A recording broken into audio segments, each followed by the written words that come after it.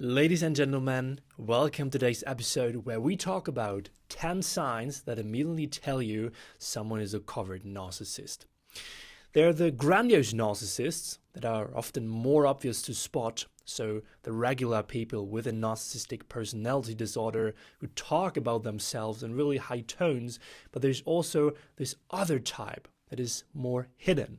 So we want to talk about first what covert narcissism is, also called vulnerable narcissism, and then we go through 10 signs how you can spot one, which I ranked from the most obvious to the least obvious sign. And in the end, I also want to deep dive with you into what you can do if you already identified someone in your life as being a covert narcissist. So stick with me so you won't miss that part.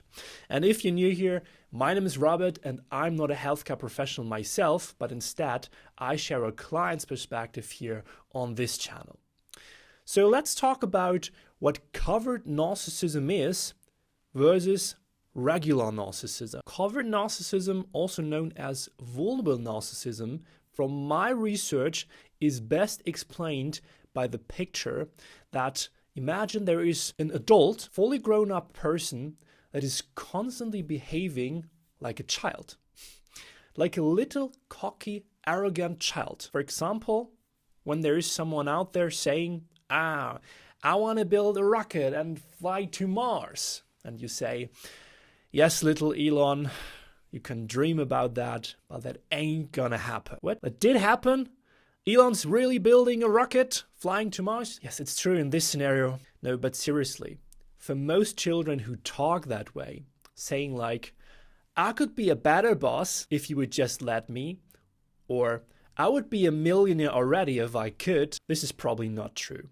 And I remember myself being in school, I think in 9th grade or something, and we had a new subject and a new teacher, and she asked us to say our name and then describe ourselves in one sentence.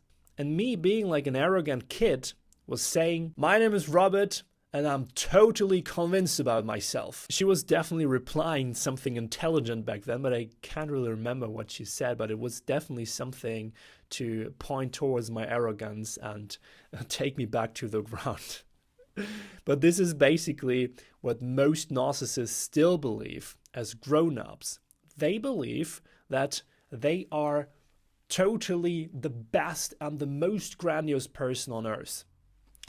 But as science went on in the past 20 to 25 years, researchers found out that not every narcissist is like this, like a textbook narcissist who's displaying his tendencies and beliefs in such an obvious way. There is, for example, this paper here by Aaron Pincus and Mark Lukovitsky, and they found out that there are different phenotypes of narcissism. There is definitely also a covert type.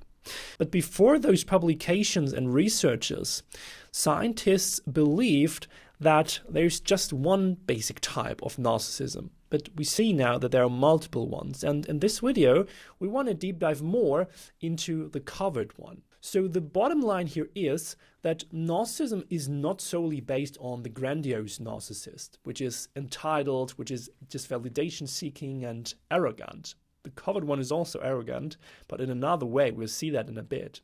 So the newer term from that evolution of science is the covert narcissist, which basically means a person who is kind of victimized, shows up vulnerable even in a way, which is so untypical for a narcissist, you might think, who is appearing anxious, even introvert, soul resentful, depressed, and yes, also needy sometimes. How could that fit into a picture that we have of narcissism? This type of narcissist, they're not obviously charming and full of charisma and obviously manipulating with their charm. No, they're more covert, they're more hidden, and operate from a more sneaky place. So let's start with the most obvious sign number one, which is they are hypersensitive to any kind of criticism. What they do is they react vulnerable to any kind of feedback. If you, for example, say to them, stop always complaining and just do something. Show us that you're so grandiose. Show us that you all have those skills and the experience and the ability to achieve something. What is their reaction then usually? They explode. They react with anger. And this is a strong sign of vulnerability here. Obviously them being super triggered because they know deep down inside that they never could reach and achieve those kind of things, and that they just put those thoughts and sayings out because of their insecurities. Their hypersensitivity can also look like paranoia in a way. Like they believe everyone out there, the whole world, wants the worst for them. And this is pretty similar to a classical trauma response. I can also make a video here in the future. Let me know if you're interested on that topic. Narcissistic personality disorder versus trauma. And I believe that this is already an overlap here, that there is this trauma response, which is also, and I have that, people always want the worst for me. I don't really trust in people quite often. And this is the paranoia that the narcissist also intensifies in their mind. So the core belief of a covert narcissist is the whole world is against me. Sign number 2, they're chronic neurotics. That means they're never satisfied or content with anything. Their constant behavior, which shows up in social interactions, is always criticism, constantly complaining, contempt, anger, dismissiveness, frustration. And just hearing those words, constantly living in criticism, complaint, contempt, anger, how does a life with such a person feel like if you're, for example, a friend or a partner of such a person? Well, it makes your life miserable as well. And the worst thing is, they, on top of that, victimize themselves. So they always complain and they say, well, it's because the world is such a bad place. It's not because I never try to truly achieve something, for example. It's other people. It's the world around them. It's the unfairness in the society, whatever it is. But they have this chronic neurotic drive, which drives them probably crazy, but also especially drives crazy the people around them. Sign number 3, they are antisocial. A typical thing of the covert narcissist is, you could say, introversion as well. So the grandiose narcissist is more open, he's constantly showing off. But the introvert, the covert, the hidden narcissist is more the person who is hiding at home, who's sitting alone in the corner, thinking about how miserable their life actually is. They probably also are those people who hate everyone out there, who hate the world, who have this inner anger and frustration towards the world. At the same time, they believe that they also feel superior to everyone. So why should they go out, try to talk to people, if the people are small-minded out there, if the world will never understand them? This is what they believe in their minds. Social rejection for them is also often reframed as their own choice to withdraw, but what they actually struggle with is dealing with shame and the fear of exposure to other people. So you see where I'm getting to. Whenever there is something on the outside which they don't like or which triggers them, which make them feel ashamed or fearful, it's always the other people's fault.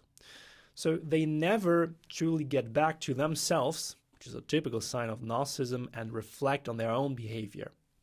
And one final thing that is also linked to the antisocial behavior here is, which is typical for a narcissist, they crave admiration and attention.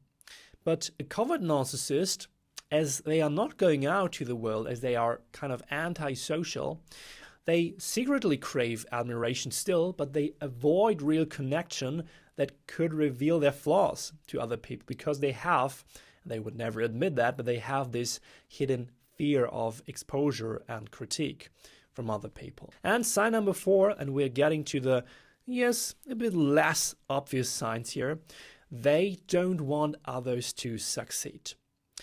So when a narcissist sits at home being unhappy, they usually sit there waiting for opportunity magically showing up at their door. They often are inside, as I said, frustrated, they're angry, resentful, sullen. And when they're sitting at home, they also often think about maybe their friends or people they know who try to become successful in a way. And whenever they see a person they know becoming successful, achieving something that they want, they react like a jealous little girl. Again, that's the bottom line here.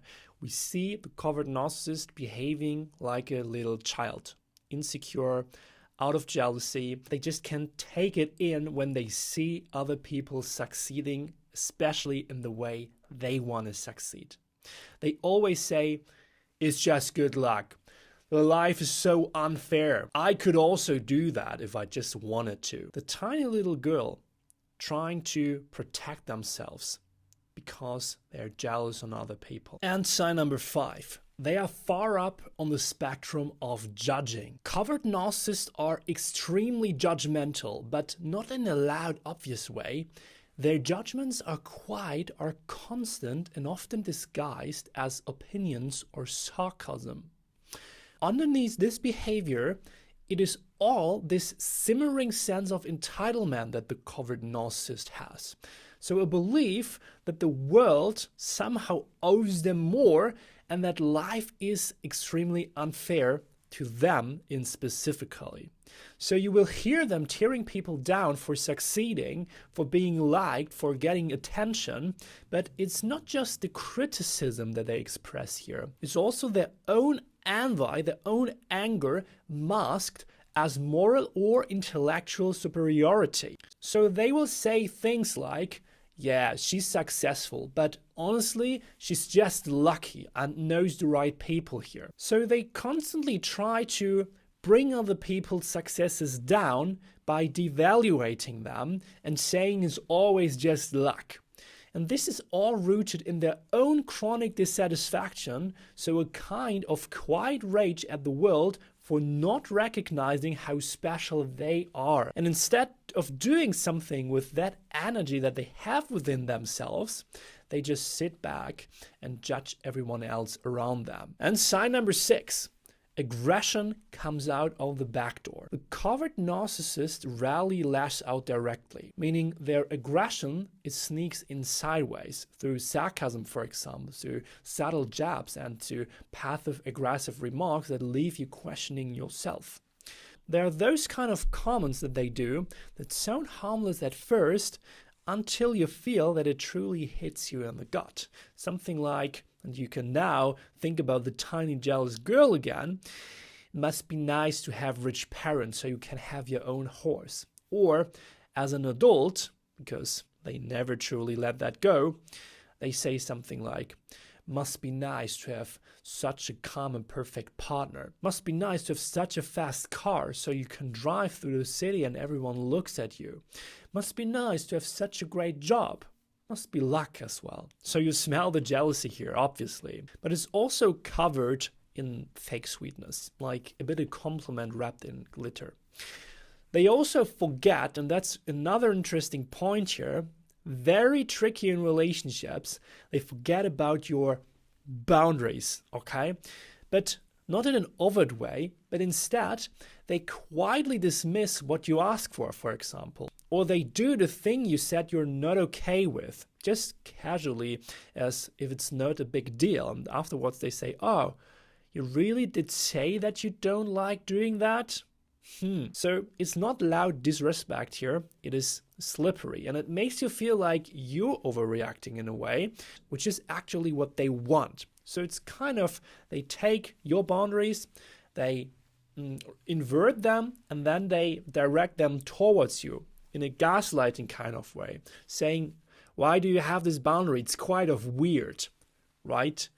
I could handle that better. Like saying, oh, you have this kind of boundary, I think you're overreacting. It's kind of weird to have that boundary because I could handle that anyways. So why can't you? Or they also want to express, You have this weird boundary. Well, my needs are more important. Sign number 7, they play the moral victim. In every story they tell, they are the good one. They are the one who is most of the times misunderstood, is mistreated, or overlooked. Their needs are the most important ones. Even when they are clearly harming others, they twist the narrative here to make themselves seem like they're the righteous underdog. So their entitlement, it doesn't show up as bragging, it shows up as wounded innocence. Again, getting back to the picture of the small child here. They are like a small child, little boy, little girl who believes that they're a secret genius that the world refuses to see. And maybe this is true for some people on the planet, for example Elon Musk, and I'm personally not a big fan, at least anymore. But the difference between Elon Musk as a boy and a covert narcissist is that Elon Musk actually took the risks and started to put his plans into actions. He is actually building rockets. But most covert narcissists, they never take the risk to build a rocket or even to launch a podcast or to find a better job or start their own business or buy a bigger car or house or find a great partner, because they usually don't take these risks. They put themselves in a role of victim and don't take responsibility for their lives. And you will hear them saying things like, I shouldn't have worked for my boss. He's such an idiot. I could run the whole company if he would just get out of my way. See what I mean? And beneath the surface, there's a constant stream here of degrading thoughts towards others, like in this example with the boss. But instead of coming off as aggressive, for the covert narcissist is most of the times wrapped in a story where they are the misunderstood here. Like, the boss is the idiot. The boss doesn't see his or her potential. And they are the victim, always waiting to be discovered, always surrounded by fools. And sign number 8, now we're getting more to the least obvious things. They strut around but don't take the risks. Pretty similar to what I just explained with the genius with the Elon Musk example. What they do is they behave like they have figured it all out, but they never actually do anything. So what they do is cheap talk, being full of ego and self-praise, but when it comes to real action, they are nowhere to be found. So they constantly dismiss other people's skills and successes. For example, with the boss, acting like they could always do better, especially way better than the experts around them. And that's important now, if they would just have the time or the opportunity or the possibility to do those things. So it's this passive, arrogant contempt that is always following them. They will mock someone who started a business and failed, like, haha, Brad failed his business. I would nail it if I just would have the time. If. But the truth is, they never take those risks themselves. They just stay safely on the sideline, feeding their ego with fantasy and tearing down anyone who actually dares to try. And for the narcissist, this feeding and nurturing of their own fantasy is, when we look at the central nervous system again, when we, for example, look at polyvagal theory, this is the same thing which, for example, people who are limerent are do. They self-regulate through building up fantasies. And the narcissist here is regulating themselves, is trying to cope their insecurities and vulnerabilities by feeding their ego with those fantasy stories, with illusions. This is nothing more than a protection mechanism, a coping strategy. And when you know that, it's so obvious. So maybe this already helps you to identify a person who might be a covert narcissist. If you do so, let me know in the comments below. And now, up to sign number 9. Their grandiosity comes out of the back door. With covert narcissists, the grandiosity, it doesn't come out loud and proud like the overt narcissist. So it sneaks in through the back door. It's not obvious bragging here. It's more like an inflated ego wrapped in self-pity or in self-modesty. They will say things like, I could have flown a jet if they would just let me. I could be a better pilot than this guy, which is right now flying the jet and landing it for all people to be safe again on ground. If you hear this, it might sound like a joke in a way, but they truly mean it that way. They constantly talk about what they could have done, what they would have become if only people had supported them or if the world wasn't that unfair, right? But there is another thing. They're also masters of the humble brag. They act modest on the surface, but every sentence is crafted to remind you of their secret brilliance. And this is not confidence for sure. This is again fantasy-fueled entitlement, and it's all about being seen as special without ever having to prove it. This is the strategy that is behind here. And now, the least obvious sign number 10, be aware of that. They weaponize your insecurity. Now we're getting to the sneaky part. The covert narcissist usually don't control with shouting. They control with guilt, with doubt, and with quiet manipulation. They take your fears, take your vulnerabilities, the things you open up about most, and then they slowly use those things to twist them back on you. Example, you shared with them that it's truly important for you to be with your friends because your friends are the only people who understand you, who truly give you a sense of safety and stability because your parents never could. So you want to go to a gathering, to a party, and of course you invite your loving partner, who is a covert narcissist. In this example, you will get it. And what will they say? Again, the covert narcissist, they don't like people. They are antisocial. They don't like gatherings and parties. They are introvert. They don't like to go there. So they say something like, I see. Our relationship is not enough for you. Do you need always that much attention? Are you so insecure on your own? Are you looking for love? Are you needy with your friends? Are you looking for attention by your friends? Am I not giving you the stability that you need? Is that true? So you see this kind of, let's describe it as disgusting behavior that might be happening from a covert narcissist.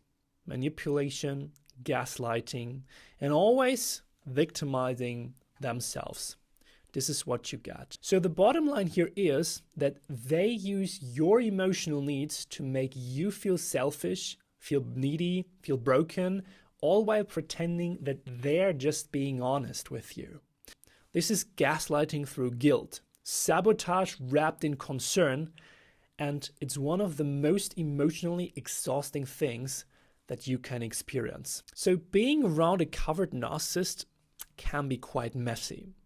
And there's the question which is quite obvious then, but who then is actually attracted to such a person? And what to do if you kind of are? Well, why would you go into a relationship with a covert narcissist? First of all, because you might feel sorry for them. Because when you meet such a person, maybe they're lacking empathy, but you are not. And you are feeling with them. And what you see is this tiny little child who's constantly victimizing themselves and thinking that the whole world is unfair. And you might believe that you just maybe can help them a bit to become a better person. And you see the potential in them.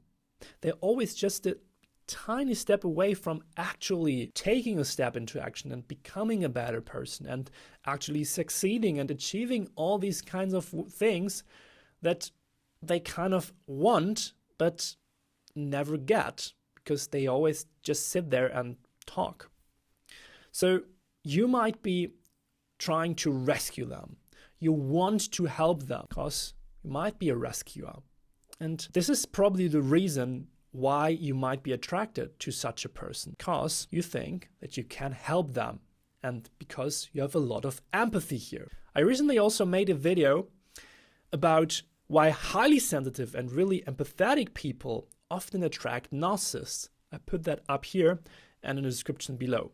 And if you identify yourself as being a rescuer, as being someone who tries to help a narcissist, then this is most probably also a sign that you are looking for someone you can rescue. So now you can ask yourself if you truly want someone that you need to help and to rescue, or if you actually are looking for a real partner, someone who is on eye height, someone who is able having a healthy, grown-up relationship with you, where your needs are also important as well as their needs. So a good way to start here is to have a clear view on, if you are in a relationship with a covert narcissist right now, or it might be, to understand which are your own standards for your relationship, and also to learn to set your own boundaries. And if you already do that, and the narcissist is constantly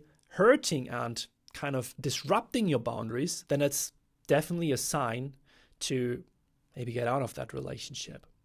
And if you have someone in your surroundings, maybe a friend, maybe a family member, well, it's difficult for family members because you cannot really choose them, but you can choose how to deal with them, or a partner, and you want to look for people who are less narcissistic and more healthy, more securely attached, then I have also some experiences on that on our community platform. For example, here in class number 1, and there was a community question a couple months ago, I have a full video course on how to find the right friends and partner for your healing journey. And in the past years, I summarized a couple pillars here, 5 pillars in total, that help me to identify truly healthy people for my life and for my own healing journey. And I share this with you here, and also practical ways to find such people who are not narcissistic, but who are good for you, because I truly believe that there are trustworthy people out there who don't want the worst for you. And I put all of this in this course number 1.5, also with an exercise and the pillars. And then there's also the part with boundaries. Maybe you have not as strong boundaries as you might think. I have a full class on that, learning how to set healthier boundaries, 4 courses right here with helpful exercises. And if you want to join our premium classes and also support this channel here, just go to understandable.net, start your 7-day free trial right here, and you immediately get access to all the guiding online courses, to our exercises directly from therapy. I also update the courses monthly. We also have AI communication trainers and a community area for exclusive questions, understandable.net. And now I'm curious if through listening to those 10 signs you identified a narcissist in your life. If you want to share that, do so in the comments below. I see you in the next video or on understandable.net. Have a fantastic, hopefully narcissism-free day.